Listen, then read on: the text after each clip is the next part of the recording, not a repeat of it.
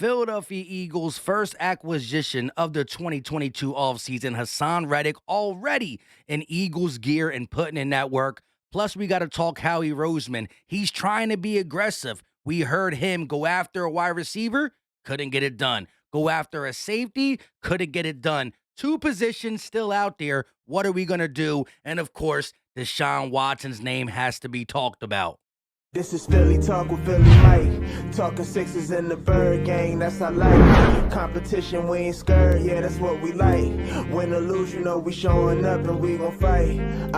You see we strive for the sky every day that go by. And every single week we screaming fly, Eagles fly. This is Philly Talk with Philly Mike, yeah. This is Philly Talk with Philly Mike, yeah. What is going on, everybody? I go by Philly Mike, and this is the Philly Talk Podcast, and today we got a lot to talk about, but before we do that, Eagle Nation, help your boy out and hit that like button, subscribe if you are new, and ding that notification bell so you know when these videos drop. Let's get into the little preview. My guy Hassan Reddick talking that Philly Talk already.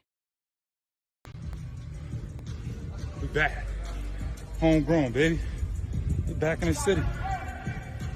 Jersey, Philly. We know what's up. You already know what's up.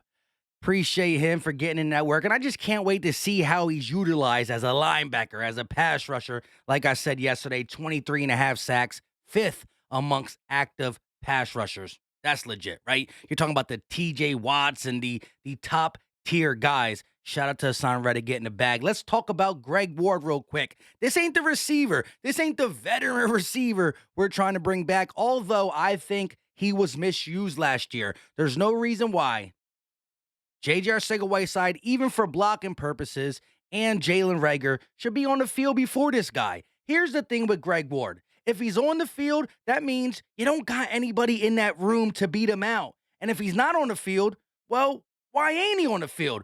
Why do we have guys like Reagor and Whiteside that shouldn't be on the field get on the field? But if Greg Ward's getting on the field, then your wide receiver room has a problem because he couldn't get on the field on many other teams. He's reliable. He's good. 1-year deal, cool. But make it worthwhile. He should be playing over Reagor. He should be playing over Whiteside. And we should be bringing other people in here, whether it's via the draft or free agency. Now, we're going to get to the wide receiver position and the safety position because there's still guys out there. But let's talk a little Deshaun Watson real quick. Gary Cobb, ex-Eagles linebacker, and he's a little plugged in with a couple guys, said, I hear that Deshaun Watson is going to the Carolina Panthers. The Eagles will be going to battle next year with their guy, Jalen Hurts. That is what a lot of us expected. Not saying some of us want it. Some do, some don't, some don't, some do. It is what it is. That was my whole mindset going into 2022. Deshaun Watson, though, did change things up with his legal purposes, right? The legal part of whatever you want to call his situation. However, Carolina looks to be the front runner. New Orleans Saints talk to him as well, but I just can't picture how they can do this, right? I just don't picture the Saints being able to get over this financial hurdle. But another report had surfaced via Adam Schefter. Falcons owner Arthur Blank is fond of Deshaun Watson from the days when the former Gainesville High quarterback worked multiple years as a Falcons ball boy and developed a relationship with the Blanks family.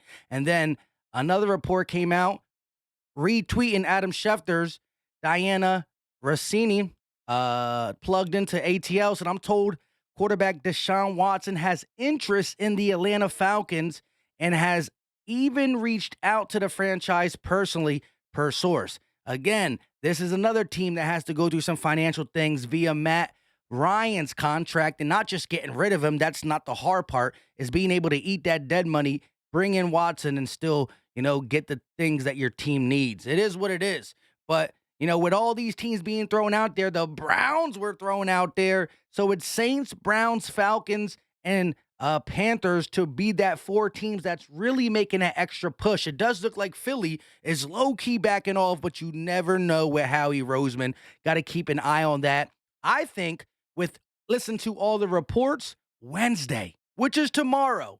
By the end of tomorrow, you're going to hear some more stuff, some more black and white stuff, pen to paper kind of talk when it comes to Deshaun Watson and the Texans. Who knows what the asking price is going to be. We'll see where the Eagles rank in that mix. To me, it's the Panthers and the Falcons, I think, front runners for Deshaun Watson's services. Now, let's get to the wide receiver room real quick.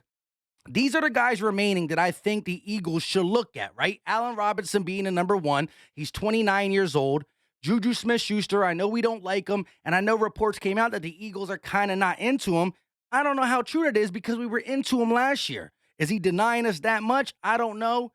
I'm iffy with him, but he can definitely be the number two. If Quez Watkins is the number three, then you're good. Not saying he can't be number two-ish come next year or the year after, but right now, Sirianni said it, Aaron Moorhead said it, and Devontae Smith said it. Get a guy who's been around the block. Just that's what we need.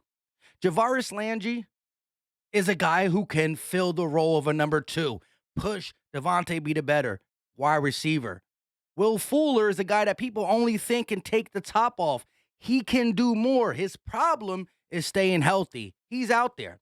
And the only reason I have Zach Pascal on this list is because listening to 97.5 The Fanatic, the bro, as they call Jamie Lynch, talked about an article saying that Zach Pascal, it was Jimmy Kempski, actually. He was reading his article that Zach Pascal is an option for the Eagles. If all else fails, meaning we can't go get guys, which we swung on the wide receiver from Arizona. I forgot his name. Philly 500 loves him. Slot guy who can play a little outside. We attempted it, right? The Jags got him $84 million. Like, what? How could he cost that much? It is what it is. We also went after Calvin Ridley. So Howie Roseman going after Calvin Ridley after the Arizona guy who I can't remember still. Why would you just stop there? Why would you stop there?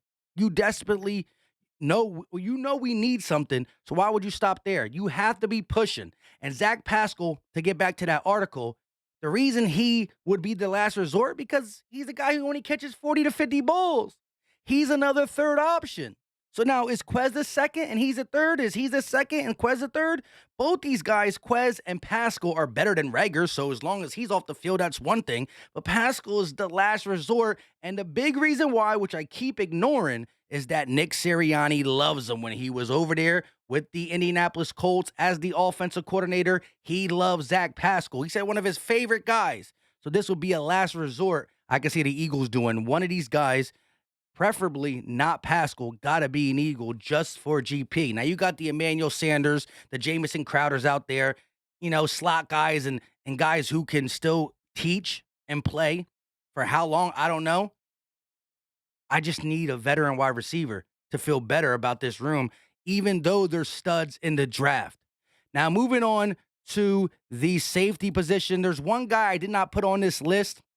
That is Jabril Peppers. I forgot to put him on. I even got Ronnie McLeod because I do think the Eagles could offer him a one-year deal. But right now, as we sit, we don't have no starting safeties.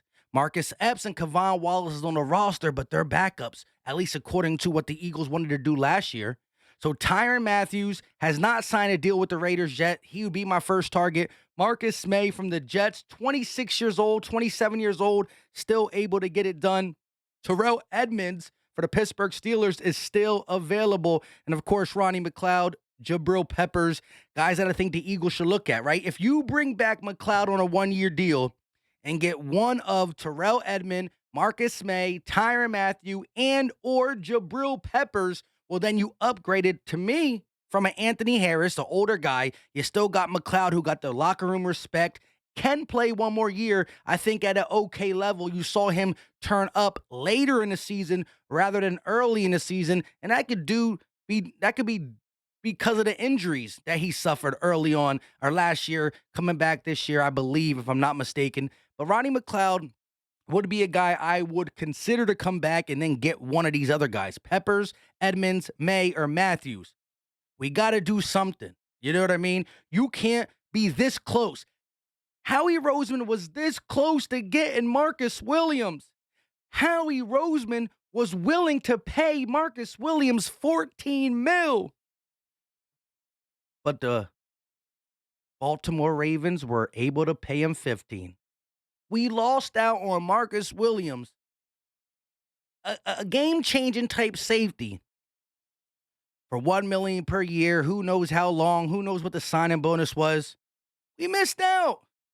If you follow me on Twitter in the corner at Philly_Mike25, you would have heard the sorrow in my text. Ouch, I said. You just miss out on a game-changing guy. If you would have got me Marcus Williams, Hassan Reddick, I'd have loved it.